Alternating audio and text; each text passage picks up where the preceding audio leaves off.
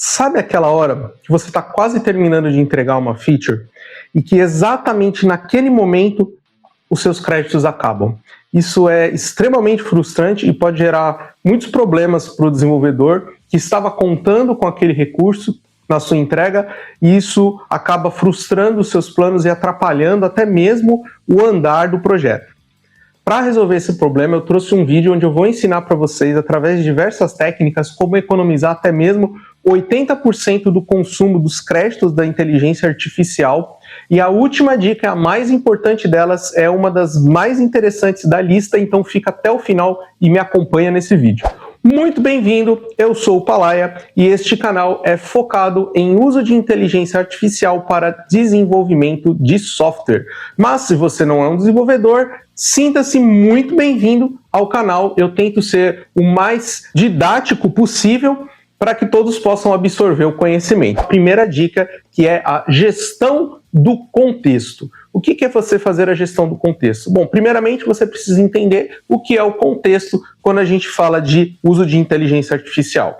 O contexto nada mais é do que as informações que estão sendo trocadas com a IA naquela sessão específica. Quando você está mandando uma mensagem, quando você recebe um retorno, tudo isso vai se acumulando numa quantidade de informação que a gente chama de contexto. Tudo que você mandou, tudo que você recebeu, além, é claro, dos arquivos que fazem parte do seu projeto, mas que tudo isso no final acaba entrando como input da sua solicitação. E para fazer a gestão do contexto, o que quer dizer isso, né? Como que você vai gerir esse contexto? Você vai tomar cuidado com o uso excessivo de informações que você não precisa enviar para a inteligência artificial. Porque se você, por exemplo, você precisa refatorar um método de uma classe e você quer pedir para a IA te ajudar, você não precisa necessariamente mandar toda aquela classe inteira para a inteligência artificial para fazer aquele processo. Você pode mandar só aquele pequeno trecho de código, aquele método, ou ele mais alguns que são dependentes dele para dar um mínimo de contexto para a IA não se perder e pedir para ela refatorar aquele código. Em segundo lugar, nós temos uma engenharia de prompt eficiente. O que é uma engenharia de prompt eficiente? Acontece que a inteligência artificial, ela sempre vai te dar um resultado, um retorno, nem que seja um questionamento que ela não entendeu o que você pediu. Isso, querendo ou não, consomem tokens de saída. Qual que é o pulo do gato quando a gente fala de engenharia de prompt eficiente? É você ser o mais claro e objetivo possível em relação àquilo que você quer que a inteligência artificial faça. Se você tem uma necessidade de adicionar um campo novo na tela, não fale simplesmente, eu quero adicionar um campo telefone na tela. Isso é muito vago. Você pode pedir para ela de uma forma mais específica. Quero adicionar um campo de telefone na tela, esse campo ele tem que ficar após o campo endereço, ele deve ser um campo que permita digitar até 9 dígitos, com máscara de telefone no seguinte padrão, ele só vai aceitar receber numéricos. Detalha o que você quer que aquele campo receba de informação, a validação, esse campo é obrigatório, esse campo não é obrigatório. Tudo isso tem que estar contido no seu prompt. Dessa forma, a IA ela vai errar menos. E se a IA erra menos, você precisa interagir menos com a inteligência artificial. Você não precisa ficar pedindo para ela corrigir. Por mais que o seu prompt inicial seja maior, a quantidade de iterações que você vai ter que fazer para corrigir erros que a IA possa cometer vai ser muito menor. E o que acontece? O que é mais custoso a IA não são os tokens de entrada, são os tokens de saída. Então, se você evita ela ficar reescrevendo o código e ajustando o código e mexendo, você economiza muito nos seus tokens. Mesmo que o seu prompt inicial tenha sido um prompt maior do que o normal. Para exemplificar melhor para vocês, eu vou mostrar dois prompts aqui, um prompt ruim e um prompt bom. Esse primeiro prompt, eu não vou nem colocar na tela, vai ser algo bem simples. Crie uma tela de lançamentos financeiros. É isso, sem muita informação, sem campos, sem nada. A inteligência artificial ela vai chegar no resultado para você.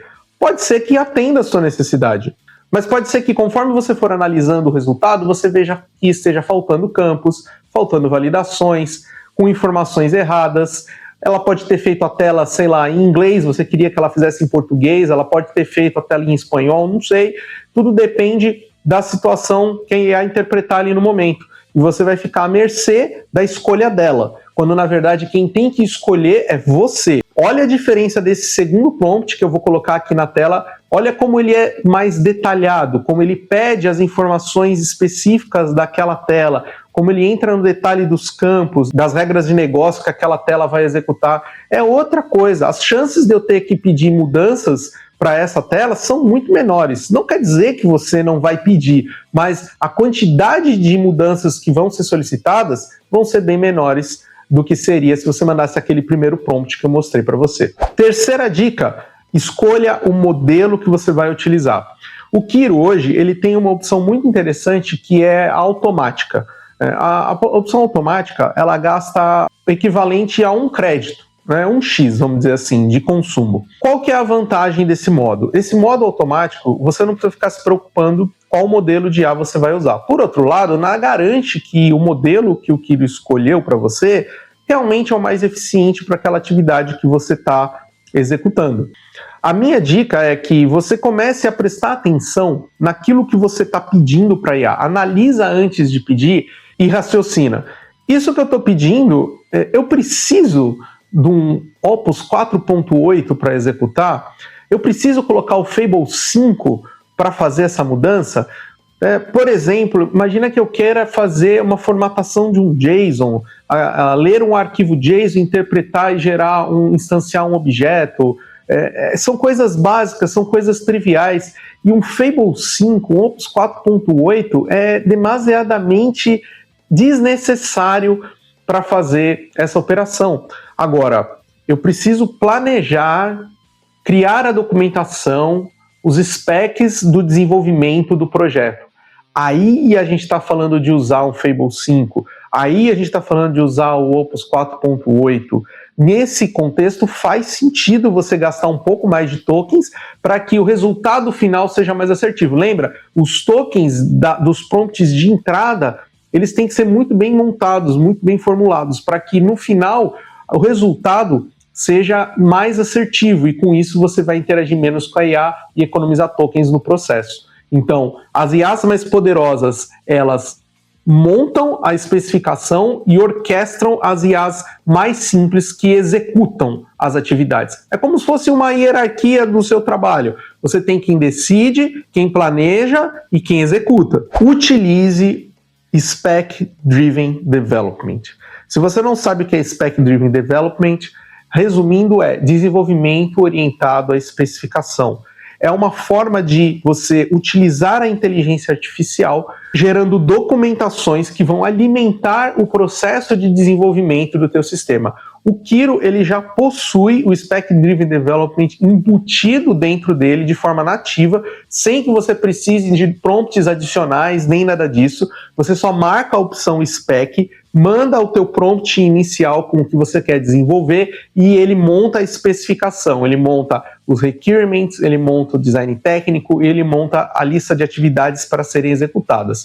Por que utilizar o Spec Driven Development? Com isso você consegue ser mais assertivo no seu desenvolvimento. Evita idas e vindas do Vibe Code, aquele mesmo problema que eu falei no início. Um prompt inicial mais assertivo, mais complexo, é melhor do que um prompt vazio, cheio de lacunas que você vai ter que começar a preencher depois no modo Vibe Code. E o mesmo se aplica aqui. Você ficar só no Vibe Code, além de você gerar um código ruim, um código lixo, você perde a assertividade do Spec Driven Development. Garante mais qualidade para o seu código. Então, prefira Spec Driven Development. Quando eu não vou usar Spec Driven Development? Quando eu sei exatamente onde tem que mexer e eu quero ser muito assertivo na alteração. Nessa situação, você pode optar pelo Vibe Code, mas é a minoria dos casos. Dica número 5. Prefira usar o idioma em inglês. A maioria dos LLMs, a grande maioria, é treinada massivamente com prompts em inglês. E por conta disso, a gestão de tokens da IA em inglês ela costuma ser muito mais eficaz do que em português. Por exemplo, em português nós temos caracteres acentuados que não existem no inglês. E isso acaba gerando uma quebra de tokens maior. Então, quando você fala em português com a IA, a entrada de dados para ela, o input de tokens vai ser maior. Então, prefira usar prompts em inglês. Ah, mas eu não sei inglês, eu não sei falar inglês. Já devia saber, né? Mas vamos supor que você está chegando agora, você é mancebo novo aqui, jovem padawan, está aprendendo inglês, está fazendo o seu curso, está correndo atrás, mas você quer trabalhar, você quer desenvolver. Ok, então o que eu te dou de dica? O que você pode fazer? Você pode escrever o seu prompt em português, normalmente, como você faria, pega esse prompt, joga num chat GPT da vida, que é gratuito, no DeepSeek, ou até mesmo no Deep Translator, é um site muito bom de tradução. Pede para ele colocar esse teu texto em inglês, faz uma tradução normal, pega o teu prompt agora em inglês, joga na inteligência artificial. E se esse conteúdo aqui está agregando na sua vida, está adicionando conhecimento, vai ajudar você no teu trabalho, não esqueça de se inscrever aqui no canal, deixe o seu like, deixe o seu comentário e ative o sininho de notificação. Dica número 6. Não precisa ser educado com a inteligência artificial. Não precisa, não tem necessidade. Não quer dizer também que você tem que xingar a IA. Não é isso não. Você não precisa maltratar a bichinha, não é isso. Mas você não precisa ficar agradecendo, pedindo por favor. Não tem necessidade. Tudo isso são tokens jogados fora. Quando você fala, por favor, vírgula, implemente a tela de cadastro de cliente conforme descrição abaixo. Esse por favor e vírgula foi jogado fora pela inteligência artificial. Ela até lê, ela até entende, mas ela despreza, porque aquilo ali para ela não tem um significado, não dá uma diretriz para nada. Então é tokens jogado fora. Da mesma forma, você agradecer, a IA te dá um retorno, você fala, obrigado, gostei do que você falou, muito bom. Isso também não ajuda em nada. Tem algumas pessoas que falam que isso ajuda a treinar a IA. Não ajuda a treinar a IA você agradecer. O que ajuda é você pedir para a inteligência artificial, mediante a um comportamento que você aprova, que você gostou da forma como ela atuou, você pode falar para ela, para próximas interações como essa daqui, crie uma skill para que você utilize nesse contexto e seja mais assertivo. Aí ok, porque aí a IA vai criar uma skill específica para isso.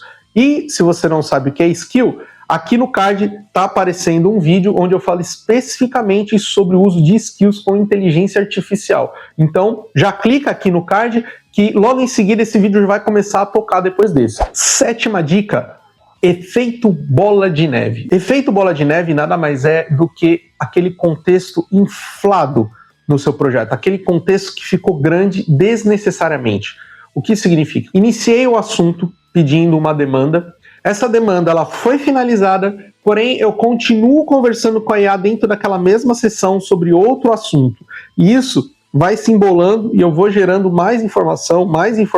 Isso, além de poluir, né, o contexto de conversa com a IA, isso gera um gasto de token muito grande. Porque cada vez que você manda a mensagem para a IA, toda a conversa que você teve até então vai junto. E ela retorna depois um output em cima daquele processamento.